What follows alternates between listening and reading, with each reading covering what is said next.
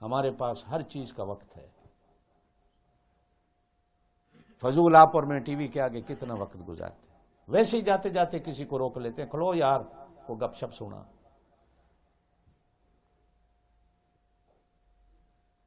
پرسوں میرا ایک دوست ہے, مجھے پاکستان سے فون کرتا ہے, عالم دین ہے.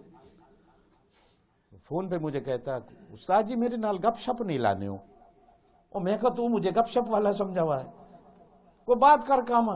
ہلو استاد جی تو کوئی گل نہ ہوئی نا, عالم دین ہے, شاگرد ہے. استاد جی کوئی گپ شپ اج کی کھادا نے, میں کہا میرے کو ٹائم کوئی نہیں.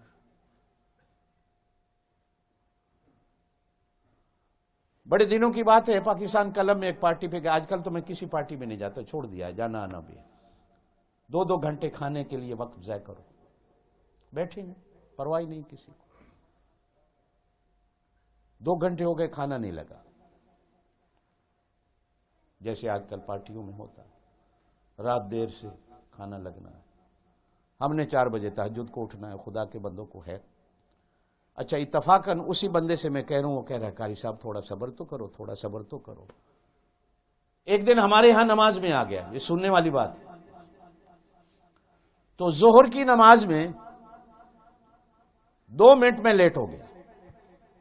وہی بندہ بیٹھا, پھر پیچھے دیکھتا ہے. جیسے ہی میں نظر آیا, استاد جی ٹائم ہو گیا ہے, تو اسی 2 منٹ لیٹے گا. میں کہ جتی پار نکل جاتا. استاد جی کیوں ہے؟ میں کو تیری شادی والی دعوت ہے تو ہم 4 گھنٹے بیٹھے رہے.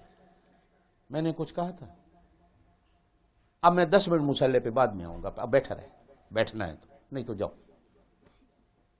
ہم تمہیں فارغ نظر آتے,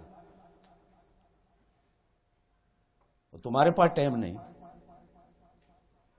بیٹھا رہے, اور بیٹھا رہا.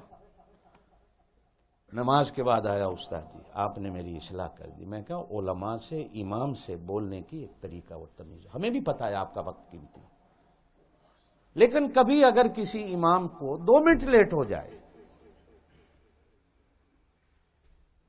ہم بھی تو وقت گزارتے ہیں.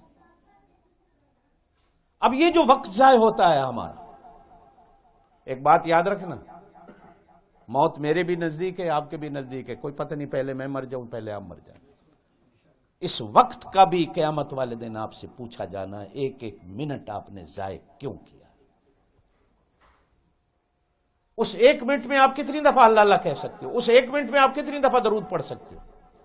میری بہن, میری بیٹی چولہے پہ کھڑی ہے, پیاز کاٹ رہی ہے, سبزی کاٹ رہی ہے, اگر اسی سبزی کاٹتے کاٹتے بھی اللہ کا ذکر کرتی رہے, چولہے پہ کھڑی ہے, ہنڈیا میں چمچ ہلا رہی ہے, اللہ کو یاد کرتی رہے, حضور پاک صلی اللہ علیہ وسلم پر درود پڑھتی رہے, تو قیامت والے دن حضور پاک صلی اللہ علیہ وسلم کی شفاعت بھی ملتی ہے, اور حضور پاک صلی اللہ علیہ وسلم کی جنت کے ساتھ بندے کو جنت بھی ملتی ہے. ہمارے پاس ٹائم ہی نہیں. فضول وقت گزارنا